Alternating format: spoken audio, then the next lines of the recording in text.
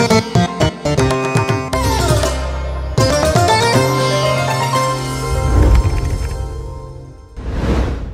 যিশুর নামে সকলকে জানাই অভিনন্দন। কেমন আছেন আপনারা? সকলে ভালো আছেন তো? আজকের দিনে একটা আশীর্বাদের দিন, কারণ আজকের দিনে আপনার অলৌকিক কাজের প্রয়োজন। হয়তো কোনো একটা অসুস্থতার জন্য আপনি অনেক দুশ্চিন্তায় আছেন, বা হয়তো পরিবারের মধ্যে কোনো অশান্তি চলছে, কিন্তু কোনো ব্যাপার নিয়ে আপনি চিন্তা করবেন না, ঈশ্বর সামলে নেবেন। কারণ যে ঈশ্বর অলৌকিক কাজ করেন তিনি সঙ্গে আছেন। আমরা সব পার করব।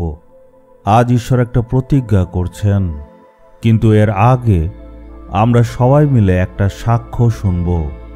চেন্নাইয়ে একজন ভাই আছে, তার একটা ছোট্ট দোকান আছে।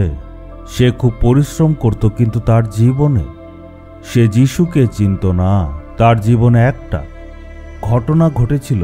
সে 8 বছর ধরে সে তার হাঁটুর ব্যথায় ভুগছিল। সে ঠিকভাবে বসতে পারত না, দাঁড়াতে পারত না, হাঁটতেও তার খুবই অসুবিধা হতো।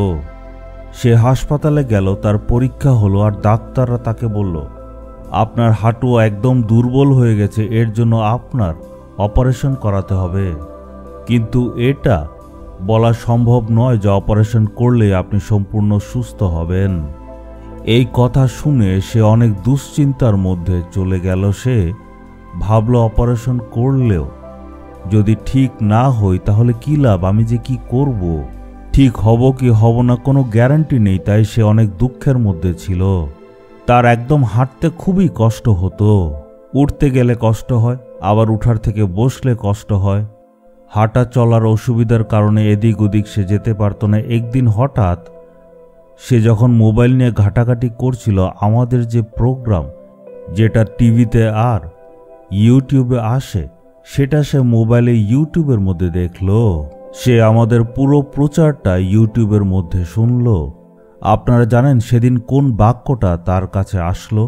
যেরমীয় 30 অধ্যায়ের 17 পদ, তোমার স্বাস্থ্য আমি ফিরিয়ে দেব, তোমার ক্ষত সকলের নিরাময় করব, সদাপ্রভু এই কথা বলেন। সেই দিন আমি এটাই প্রচার করছিলাম। এই প্রচারটা শুনে সেই ভাইয়ের মধ্যে উৎসাহ জাগলো। সে বলল, আমার ক্ষত সকলকে কি ঈশ্বর সুস্থ করতে পারবেন? আমাকে সুস্থ করবেন এমন ঈশ্বর আছেন। আমাকে রোগ থেকে উনি নিরাময় করবেন। এই প্রচারটা শোনার পর উনার মনের মধ্যে যিশুর প্রতি বিশ্বাস আসলো। আস্তে আস্তে প্রভু যিশুর উপর সেই ভাইয়ের বিশ্বাস আরো বৃদ্ধি পেতে লাগলো। তখন থেকে প্রতিদিন সেই ভাই প্রার্থনা করতে শুরু করলো। একদিন একটা কিছু হলো, সেই ভাই ঠিক সময়টা বলতে পেরেছিল 2:50 ঘুম থেকে উঠল, কারণ তার পায়ের ব্যথা খুব বেড়ে গিয়েছিল। সে উঠে প্রার্থনা করে বলল, প্রভু আপনি বলেছেন সুস্থ করবেন, আপনি বলেছেন আমি তোমার স্বাস্থ্য ফিরিয়ে দেব। এই পদটা বলে বলে প্রার্থনা করল।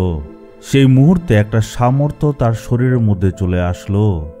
যেই মাত্র সে ঈশ্বরের বাক্যকে নিজের মুখে বলে প্রার্থনা করল, তখনই ঈশ্বরের শক্তি তার শরীরের উপর নেমে আসলো। সে নিজেই বুঝতে পারছিল তার শরীরের মধ্যে কোন রকম একটা পরিবর্তন ঘটছিল। সে ফট করে উঠে দাঁড়ালো, এদিক ওদিক দৌড়াদৌড়ি করলো, তারপর লাফালাফি করে দেখলো আর বুঝতে পারলো সে ঠিক হয়ে গেছে। তখন তার মনে এটা আসলো, ঈশ্বরের প্রতিজ্ঞা তার জীবনে পূর্ণ হয়েছে।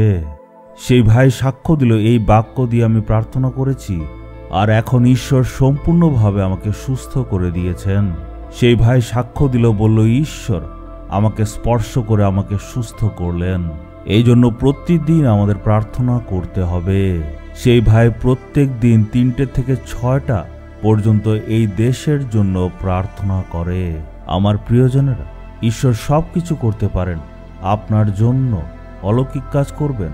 যত বড় সমস্যা বা অসুস্থতা হোক না কেন, ঈশ্বর সব ঠিক করে দিতে পারেন, অলৌকিক কাজ করবেন।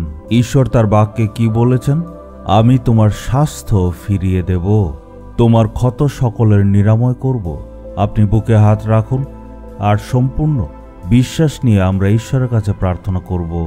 আজ যদি আপনার পরিবারে কেউ অসুস্থ থাকে, তার মাথার উপর আপনি হাত রাখুন আর প্রার্থনা করুন, প্রভু আপনি বলেছেন সুস্থ করবেন।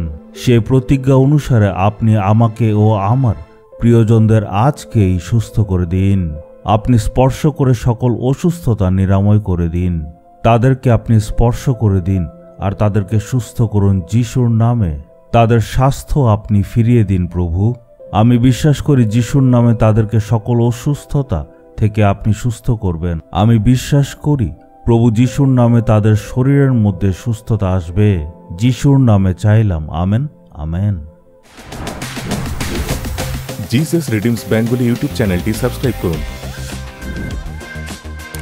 বেল আইকনটি ক্লিক করুন